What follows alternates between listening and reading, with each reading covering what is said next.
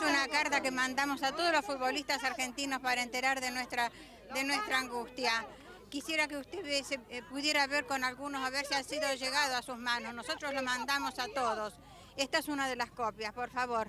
A ver si es cierto. ¿Dónde están nuestros nietos? Muertos, por eso. Si dicen que son subversivos, que digan por qué son subversivos. ¿En qué? Que muestren la cara y digan por qué.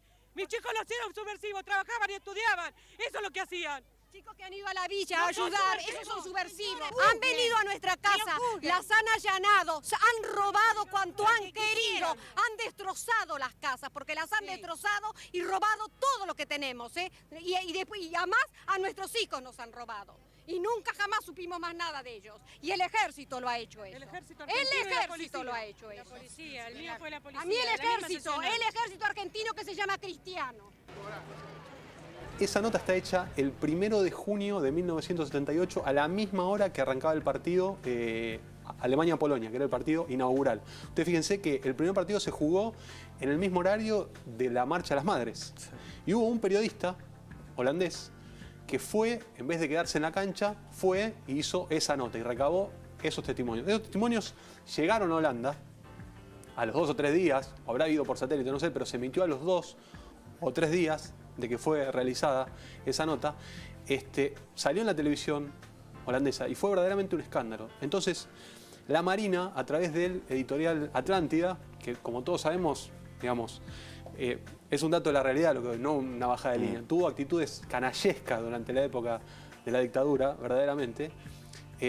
La Marina le pidió a Editorial Atlántida algo para limpiar eso, porque eso llegó, es decir, de Holanda llegó acá, y digamos, la embajada holandesa lo supo y se armó una suerte de mini escándalo. Entonces, el gráfico, a través de su corresponsal en Mendoza, Enrique Romero, Holanda estaba en la subsede de Mendoza, le fraguó una carta al capitán de Holanda, que es Ruud Krol, que creo que está. Sí, tenemos oportunidad de mostrar. Pero es muy interesante, sí, sobre todo para los chicos, que puedan entender que Ruud Krol sería ahora lo que, no sé, lo que es Cristiano Ronaldo. Sí, claro. El jugador más importante era Johan Cruyff, que no vino, y digamos, el que le seguía en importancia era Johan Cruyff, que era el capitán. Le fraguó una carta que tenía que ver, digamos, con un mensaje que le daba supuestamente él a una hija. Bueno, de esa carta habla el documental y vamos a ver unas imágenes.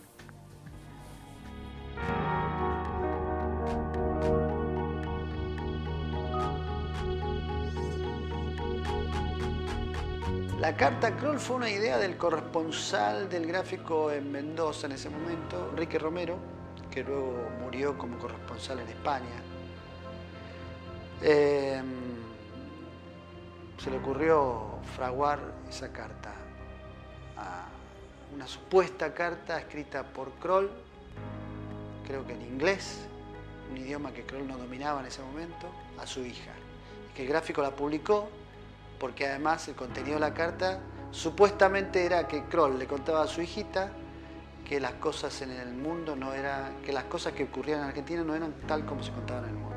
Recuerdo en particular una frase de esa carta que decía que sí es cierto que hay soldados que los protegen con fusiles, que están para cuidarlos y que esos fusiles disparan flores. Romero tenía, entre nosotros en el gráfico, tenía fama de que a veces como que o ideaba cosas, fantaseaba cosas. Los que estábamos aquí en Buenos Aires en el gráfico dijimos esta carta, no vamos a publicar esta carta, que esto no es verdad. Y la publicaron igual. La carta estaba escrita en inglés a su hija holandesa y su hija en ese momento no hablaba inglés. No me acuerdo de eso. No me acuerdo. No me acuerdo de eso. ¿Salió publicada en inglés? No me acuerdo. En principio nosotros no creíamos que esto fuera verdad. El autor de la nota esa, Eduardo Romero, el Cabezón Romero, era un tipo que no era un tipo de la dictadura. Podría haber sido un tipo de Sendero Luminoso, de la ETA, según se pudo haber sido frondicista o peronista o radical o macrista, según quien estuviera en el poder en ese momento. Y en ese momento estaba la dictadura militar y él, para ascender, para trepar, entendía que estaba bueno inventar esa carta. Nosotros sabíamos que esa carta sospechábamos que esa carta era falsa. Y en principio sospechábamos que esa carta era falsa porque no se puede... ¿Qué sentido tenía que le escribiera en inglés a su hija holandesa? No tenía ningún sentido. Muchos años después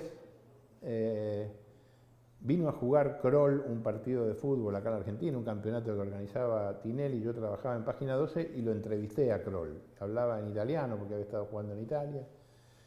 Y le llevé la carta y le mostré la carta. Y lo primero que me dijo fue, ¿cómo le voy a escribir a mi hija en inglés si mi hija es holandesa?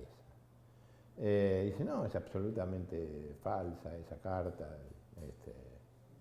Y no dio demasiadas explicaciones de por qué no lo denunció todo lo que debió haber denunciado en ese momento. Me parece que estaban demasiado metidos en lo futbolístico y pasó de largo el tema. Pero fue tremendo lo de esa carta porque además hubo gente como José María Muñoz que hicieron, la reproducían todo el tiempo y se hablaba de esta carta y se hablaba como hasta una canción hicieron con esa carta terrible en la que decía que de los fusiles de los soldaditos disparan flores. Mira si van a disparar flores.